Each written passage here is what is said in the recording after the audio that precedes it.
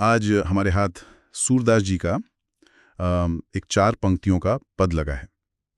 ये श्री वल्लभाचार्य जी को समर्पित है। अब ऊपर से देखें तो ये भक्ति और भरोसे की बात करता है, लेकिन जब हम इसकी गहराइयों में उतरेंगे तो देखेंगे कि ये असल में विश्वास की एक पूरी यात्रा है, जिसे 4 कदमों में समझाया गया है। बिल्कुल। और ये सब एक शब्द के इर्द गिर्द घूमता है, शरणागति। शरणागति, हाँ। हम अक्सर इसे अंग्रेजी में सरेंडर कह देते हैं, पर क्या इसका मतलब हार मान लेना है या अपनी ताकत को किसी बड़ी शक्ति से जोड़ना है? आज हम इसी की परतें खोलेंगे। आपने बहुत अच्छी तरह से इसकी भूमिका बांधी है। ये पद सिर्फ एक कविता नहीं, बल्कि एक मनोवैज्ञानिक रोड मैप है। Road map. हाँ, ये दिखाता है कि कैसे एक इंसान अपनी सीमाओं को पहचान कर, अपने अहंकार को उसको परे रखकर एक ऐसे भरोसे को पाता है जो बाहरी परिस्थितियों से हिलता नहीं है। ये सिर्फ भक्ति के बारे में नहीं है, ये मन की स्थिरता और जीवन को देखने का एक नया नजरिया पाने के बारे में भी है। तो चलिए इस यात्रा के पहले कदम से शुरू करते हैं, जो इस पूरे पद की नींव है। दृढ़ इन चरणन केरो भरोसों, यानी मुझे इन चरणों में अटूट विश्वास है। अब अटूट विश्वास की बात तो हम अक्सर सुनते हैं, लेकिन आज की दुनिया में जहां हमारे पास हर चीज के लिए प्लान बी, प्लान सी होता है, सही बात है, वहां किसी एक चीज पर इतना दृढ़ भरोसा करने का असल में मतलब क्या है? ये बहुत अच्छा सवाल है।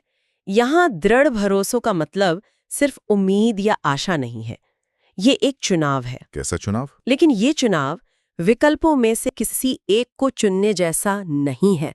ये बाकी सभी विकल्पों को अपने मन से हटा देने का चुनाव है। अच्छा। सोचिए, जब जहाज तूफान में फंस जाता है तो कैप्टन एक लंगर डालता है। उस वक्त उसका भरोसा उस लंगर पर होता है, लहरों की दिशा पर या हवा के रुख पर नहीं। श्री महाप्रभु जी के चरण यहाँ उसी लंगर की तरह हैं।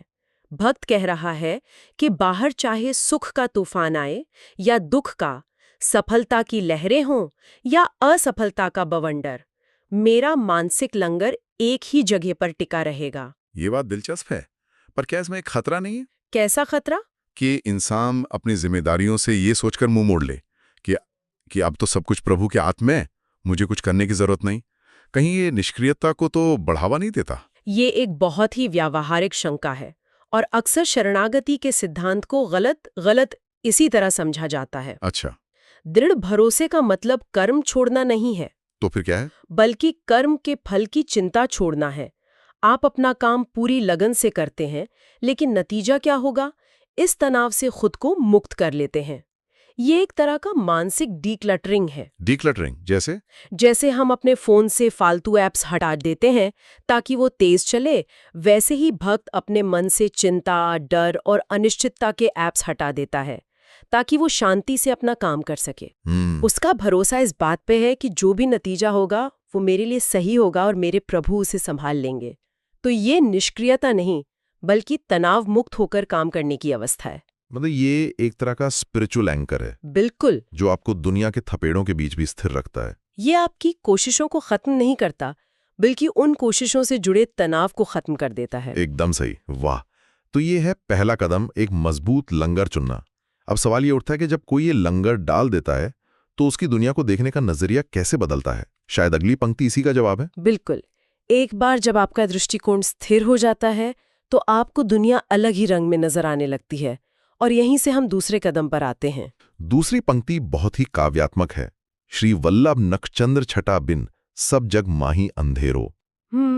यानी श्री वल्लभाचार्य जी के चरणों के नाखूनों की चमक के चंद्रमा जैसी चमक के बिना ये सारी दुनिया अंधेरी है। ये एक बहुत बड़ा बयान है। दुनिया में तो इतनी रोशनी है, ज्ञान है, इतनी चमक दमक है, फिर सब कुछ अंधेरा क्यों बताया जा रहा है? और यहाँ प्रकाश के लिए सूर्य जैसे शक्तिशाली स्रोत की जगह चंद्रमा का उदाहरण क्यों? यहाँ रूपक बहुत गहरा है। पहले आपके दूसरे सवाल का जवाब देती हूँ। चंद्रमा क्यों? हाँ, बताइए। सूर्य का प्रकाश बहुत तेज होता है, वो आंखों को चौंधिया सकता है, वो ऊर्जा और शक्ति का प्रतीक है। हाँ। लेकिन चंद्रमा की रोशनी शीतल होती है, शांत होती है। हाँ, ये तो है। वो अंधेरी रात में रास्ता भी दिखाती है और मन को सुकून भी देती है। गुरु का ज्ञान सूर्य की तरह आपको अपनी प्रचंडता से अंधा नहीं कर देता, बल्कि चंद्रमा की तरह आपके जीवन के अंधेरे में शीतलता और स्पष्टता के साथ रास्ता दिखाता है। मैं इसे आज के दौर से जोड़ने की कोशिश कर रही हूँ। हाँ जरूर। आज हम ज्ञान के सूर्य से चौंधिया गए हैं। इंटरनेट, सोशल मीडिया, किताबें, हर तरफ से इतनी जानकारी है कि कुछ समझ नहीं आता। हाँ, ये एक तरह का इंफॉर्मेशन ओवरलोड है। बिल्कुल। तो क्या गुरु का ज्ञान उस चंद्रमा की तरह है जो उस सारे शोर से जरूरी प्रकाश को फिल्टर करके शांति और स्पष्टता के साथ हम तक पहुंचाता है? आपने एकदम सही नस पकड़ी है। यही इस रूपक का आधुनिक अर्थ है।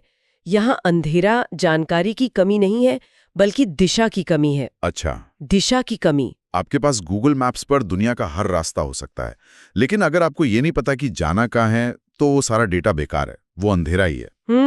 बात तो सही है। ये पद कहता है कि गुरु के मार्गदर्शन के बिना दुनिया की सारी दौलत, सारे रिश्ते, सारा ज्ञान आपको सही मंजिल तक नहीं पहुंचा सकते। वे आपको व्यस्त रख सकते हैं, लेकिन शांति नहीं दे सकते। इसलिए उनके बिना ये सब अंधेरा है। ये दूसरा कदम है, ये महसूस करना कि बाहरी चमक दमक के बावजूद असली रोशनी एक आंतरिक स्रोत से आती है। ठीक है, तो यात्रा के 2 पड़ाव पूरे हुए। पहले एक मजबूत लंगर चुना, फिर उस लंगर की मदद से दुनिया को एक नए नजरिए से देखा और समझा कि असली रोशनी कहाँ है। अब अगर ये नया नजरिया इतना शक्तिशाली है, तो उन पुराने तरीकों और साधनों का क्या होगा जो हम अब तक इस्तेमाल करते आए हैं? और यहीं पर तीसरी पंक्ति आती है। हाँ, और ये पंक्ति शायद आज के सेल्फ हेल्प और हसल कल्चर के दौर में सबसे ज्यादा विचार करने लायक है। पंक्ति है, साधन और नहीं या कली में जांसो होत निवेरो। इसका मतलब है कि इस कलयुग में भवसागर से पार होने के लिए कोई दूसरा साधन काम नहीं करता। ये तो बहुत ही एक्सक्लूसिव बयान है। हमारे शास्त्रों में तो ज्ञान, कर्म, योग, तपस्या जैसे अनगिनत मार्ग बताए गए हैं। तो ये पद उन सबको खारिज क्यों कर रहा है? ये उन्हें खारिज नहीं कर रहा, बल्कि उनकी व्यावहारिकता पर सवाल उठा रहा है, खास तौर पर कलयुग के संदर्भ में। कलयुग के संदर्भ में? हाँ, यहाँ कलयुग की बात बहुत दिलचस्प है। आप इसे ऐसे समझ सकते हैं कि हर युग का अपना एक स्पिरिचुअल ऑपरेटिंग सिस्टम यानी ऑपरेटिंग सिस्टम होता है। ऑपरेटिंग सिस्टम, अच्छा। पुराने युगों जैसे सतयुग या त्रेता युग का ओएस अलग था, और उस पर चलने वाले एप्स जैसे हजारों साल की तपस्या या बड़े बड़े यज्ञ भी अलग थे। तो आप कह रही हैं कि आज का इंसान एक नया हार्डवेयर है? हाँ, और पुराने एप्स इस नए हार्डवेयर पर ठीक से चलते नहीं हैं। बिल्कुल। इस पद के अनुसार कलयुग का इंसान यानी हम मानसिक और शारीरिक रूप से उतने सक्षम नहीं है। हमारी उम्र कम है, मन बहुत ज्यादा चंचल है और ध्यान बटा हुआ है। ऐसे में पुराने कठिन साधन हमारे लिए अव्यावहारिक हैं। यह कहना किसी मार्ग की निंदा नहीं है, बल्कि अपनी सीमाओं की एक यथार्थवादी स्वीकृति है। मतलब एक रियलिटी चेक जैसा। हाँ, एक डॉक्टर की तरह है जो मरीज की हालत देखकर दवा देता है। इस पद के अनुसार कलयुग के जीव के लिए सबसे कारगर दवा कृपा है, कर्म नहीं। लेकिन ये हमारी पूरी परवरिश के खिलाफ जाता है। हाँ, हमें तो बचपन से सिखाया जाता है कि कोशिश करने वालों की हार नहीं होती, अपनी किस्मत खुद लिखो। और ये पद कह रहा है कि तुम्हारी कोशिश तुम्हें पार नहीं ले जा सकती। ये एक बहुत बड़ा मानसिक बदलाव है। ये सबसे बड़ा बदलाव है। ये अहंकार पर सबसे सीधी चोट है। अहंकार पर? मैं अपनी मेहनत से मोक्ष पालूंगा, मैं अपने ज्ञान से सत्य को जान लूंगा। ये भाव ही सबसे बड़ी बाधा है। ये पद कहता है कि अपनी कोशिश करो, लेकिन ये मान कर चलो कि तुम्हारी कोशिश की एक सीमा है। एक सीमा है। उस सीमा के पार तुम्हें किसी की कृपा, किसी के सहारे की जरूरत पड़ेगी। सही। जब एक तैराक ये मान लेता है कि मैं अपने बल पर ये सागर पार नहीं कर सकता, तभी वो मदद के लिए हाथ बढ़ाता है। शरणागति वही हाथ बढ़ाना है। अच्छा। ये अपनी कोशिशों का अपमान नहीं, बल्कि अपनी सीमाओं का सम्मान है। ये यात्रा का तीसरा और सबसे कठिन कदम है, अपने अहंकार को त्यागना। तो पहले भरोसा किया, फिर दुनिया को उस भरोसे की नजर से देखा, फिर ये समझा कि मेरे अपने साधन अधूरे हैं। इस एहसास के बाद इंसान कहाँ पहुंचता है? वो अपनी स्थिति को कैसे देखता है? मुझे लगता है अंतिम पंक्ति इसी अवस्था का वर्णन करती है। हाँ, अंतिम पंक्ति इस पूरी यात्रा का सार है, जो भक्त की अंतिम मनस्थिति को दिखाती है। पंक्ति है, सूरदास कहे विविध अंधरो बिना मोल को चेरो। सूरदास जी कहते हैं, मैं तो कई तरह से अंधा हूं और आपका बिना किसी मूल्य का सेवक हूं। यहां जो विविध अंधरों यानी कई तरह से अंधा कहना बहुत शक्तिशाली है।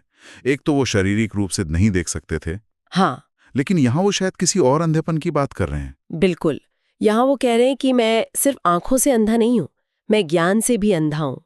मुझे सही गलत का पूरा विवेक नहीं है।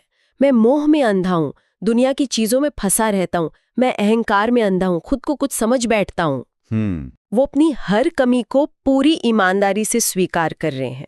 ये रैडिकल हॉनेस्टी की पराकाष्ठा है। और फिर वो कहते हैं बिना मोल को छेरो, यानी बिना कीमत का दास। ये सुनने में थोड़ा अजीब लगता है। कोई खुद को बेकार या बिना मूल्य का क्यों कहेगा? आज के दौर में तो हम सेल्फ वर्थ और सेल्फ लव की बात करते हैं। ये एक और गहरा मनोवैज्ञानिक बिंदु है। जब हम किसी के पास जाते हैं तो हम अपनी सीवी या रेज्यूमे लेकर जाते हैं। सही बात है। हम बताते हैं कि मुझ में ये गुण है, ये उपलब्धियां हैं, इसलिए मुझे स्वीकार करो।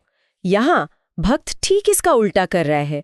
वो कह रहा है मेरे पास आपको दिखाने के लिए कोई योग्यता नहीं है, मेरा कोई मूल्य नहीं है जिसके आधार पर आप मुझे चुने। अच्छा, इसका असली भाव ये है कि मेरा मूल्य मेरे कर्मों या गुणों से नहीं, बल्कि इस बात से है कि मैं आपका हूँ। वाह, मतलब ये वर्थलेस यानी मूल्यहीन होना नहीं है, बल्कि प्राइसलेस यानी अनमोल होना है। बिल्कुल। आपका मूल्य इस बात पे नहीं है कि आप क्या लेकर आए हैं, बल्कि इस बात में है कि आप किसके हैं।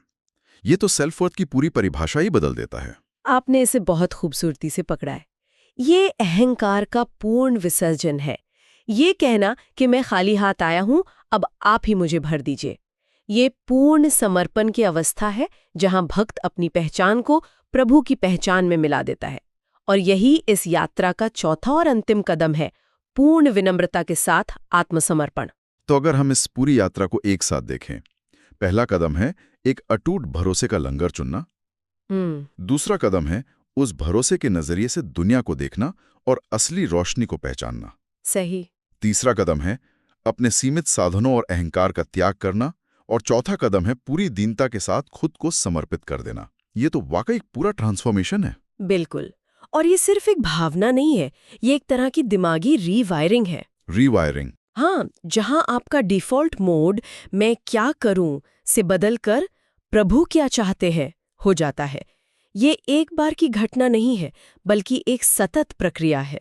जब भी जीवन में संदेह या अहंकार सिर उठाए, भक्त वापस पहले कदम पर लौटता है, अपने उस दृढ़ भरोसे पर। ये बात केवल एक संप्रदाय या एक धर्म तक ही सीमित नहीं लगती। नहीं, बिल्कुल नहीं। दुनिया की लगभग हर आध्यात्मिक परंपरा में आपको अपनी सीमाओं को स्वीकार करने और एक बड़ी शक्ति पर भरोसा करने का ये भाव किसी ना किसी रूप में जरूर मिलेगा। हाँ, ये एक सार्वभौमिक सिद्धांत है, क्योंकि ये इंसान की एक मूलभूत सच्चाई को संबोधित करता है कि हम अपनी पूरी कोशिश के बाद भी सब कुछ नियंत्रित नहीं कर सकते।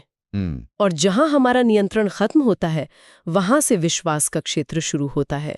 तो अंत में हमारे श्रोताओं के लिए एक विचार छोड़ जाते हैं। जरूर। आज का हमारा युग सेल्फ हेल्प, हसल कल्चर और मैनिफेस्टो डेस्टिनी का है। बिल्कुल। यानी हर चीज को अपने कंट्रोल में लेने का, अपनी रियलिटी खुद बनाने का।